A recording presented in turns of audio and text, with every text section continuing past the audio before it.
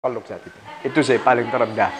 Terus yang kedua juga saat proses mau bersalin lah ya. Saya kan tidak punya biaya untuk biaya bersalin itu. Jadi saya bilang sama istri, yang ini kan kita alasan aja. Ini kan kita di sini tidak ada saudara.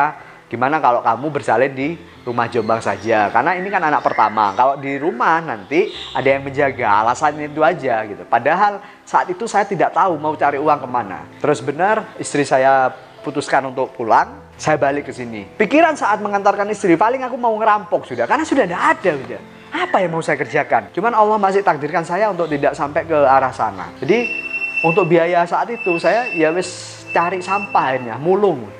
2 minggu saya cari sampah itu hasil 1,5 juta dan saya putuskan untuk balik ke rumah. Balik ke rumah dan dapat uang 1,5 juta itu dari hasil mulung sampah itu gitu.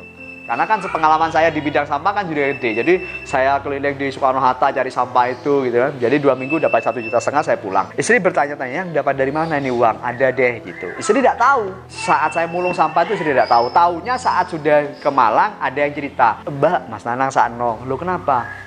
"Iya, kalau malam Mas Nanang mulung sampah." Nangis istri saat itu. Saya sampaikan sama istri, ini aku punya uang 1,5 juta, cukuplah untuk biaya melahirkan. Nah, melahirkan saat itu di bidan Jombang, terus 3 hari mas, bayangin. 3 hari itu istri menahan sakit persalinan itu. Sama mertua sudah, ayo operasi ya, bisa operasi. Karena 3 hari mas. Pembukaan itu tidak nambah-nambah, tapi istri tetap berusaha. Bayangin coba, ternyata istri menahan sakitnya karena tahu, saya tidak punya uang untuk biaya operasi.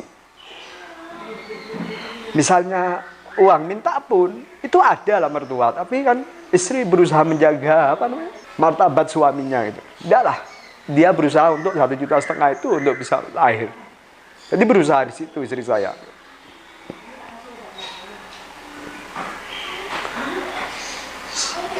Saya tidak pernah bayangin 3 hari dia menahan sakit itu luar biasa. Jadi pas melahirkan alhamdulillah sudah selesai. Sampai lagi di titik terendah itu, saya bersyukur punya mertua yang mendidik saya itu keras.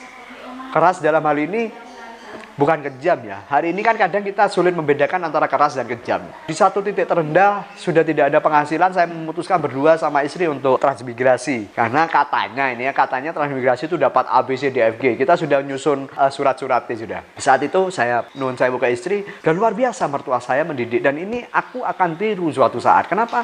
Karena anak kalau kita didik dengan manja, habis sudah. Tidak usah dikasih ke lingkungannya yang tidak benar. Dimanja saja, anak sudah selesai. Tapi mertua saya saat itu bilang gini, sudah kamu berangkat toh dan kamu wajib ikut suamimu. Kalau orang tua zaman sekarang kan enggak. Makanya telah kamu dibilangi ojo ke susu rabi, wah tambah ikut